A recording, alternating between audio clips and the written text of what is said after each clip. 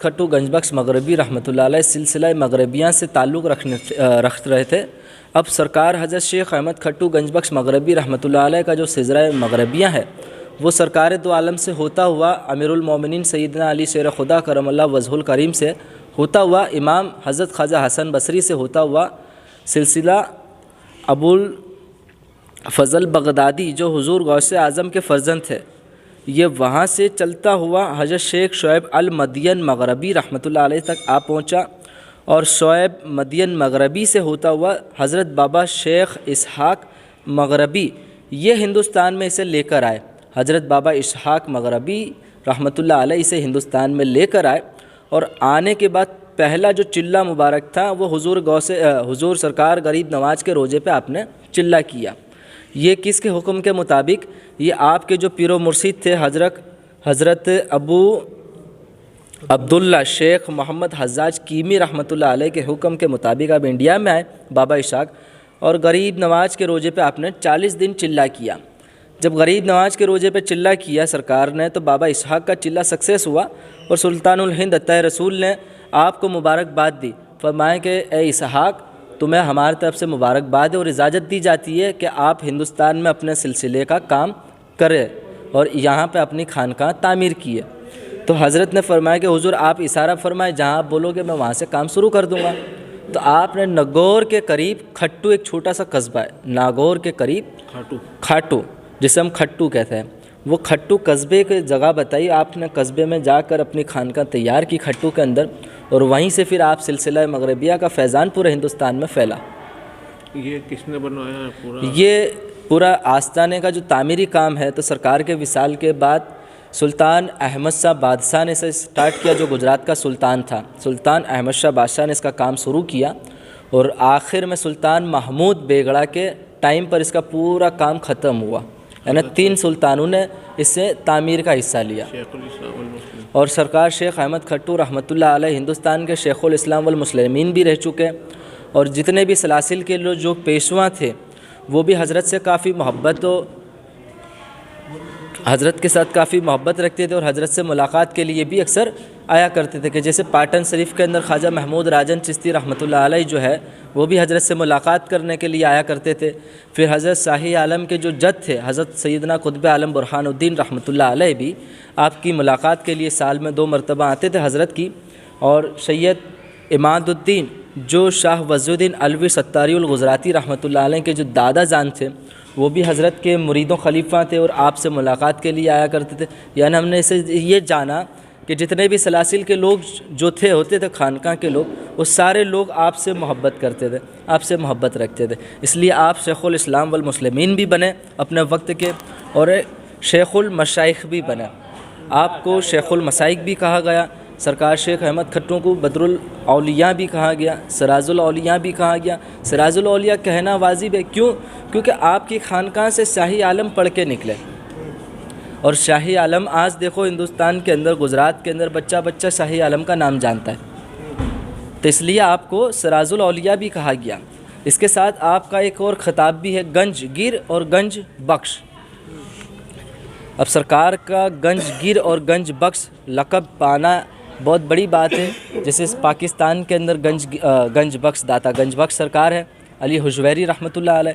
फिर सिलसिला चिश्तिया के ख्वाजा हैं जो हज़रत ख्वाजा फरीदुद्दीन गंज सकर चिश्ती रहमतुल्लाह अलैह, यानी 2 गंज पाकिस्तान में है और तीसरे गंज हमारे हिंदुस्तान के अंदर है, जिनका नाम है हज़रत शेख अहमद खट्टू गंज बख्श मगरबी रहमतुल्लाह अलैह।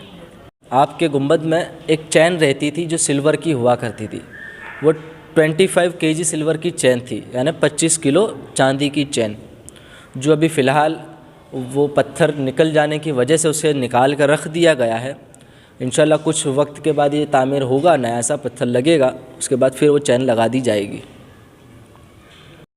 ये जो मज़ार शरीफ हम देख रही है हज़रत शेख अहमद खट्टू गंज बख्श मगरबी रहमतुल्लाह अलैह का ये मज़ार पाक है और इस मज़ार पाक के एतराफ़ में जो जाली मुबारक है ये लकड़ी की जाली, लकड़ी का ही कठेरा है, जाली है और उसके ऊपर सिल्वर कवर चढ़ा हुआ है जिसे औरंगज़ेब आलमगीर रहमतुल्लाह अलैह ने गिफ्ट किया था।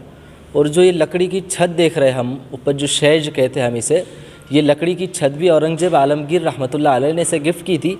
और इस पर सीप, जो दरियाई मोती आता है सीप, वो सीप की इसके ऊपर कारीगी की थी, जैसे सामने हमें नज़र आएगी। देखिए सीप की जो कारीगिरी है बिल्कुल बारीक सी, ऐसा लगेगा कि एक मछली दिख रही है हमें यहाँ से। तो वो चमकदार उस ज़माने के अंदर ये सीप के मोती से इसे कारीगिरी नक्शी दी गई थी। और इस गुंबद का जो बीच का जो मिडल हिस्सा है सामने है, इसे बारादरी कहते हैं हम। ये हुजूर शेख अहमद खट्टू असर से मगरिब के वक्त यहाँ पे आते थे तशरीफ़ लाकर, और यहाँ बैठ कर नीचे से, इसके बिल्कुल सेंटर से नीचे से बैठकर जितने भी मस्जिद के जो कारीगर हुआ करते थे, जो मज़दूर हुआ करते थे, आप उन्हें अपना मेहनताना दिया करते थे। उसे पसीना सूखने से पहले अपनी मेहनताना, उसकी मेहनत का जो पैसा हुआ करता तो वो आप अदा कर देते थे मगरिब के सूरज डूबने से पहले।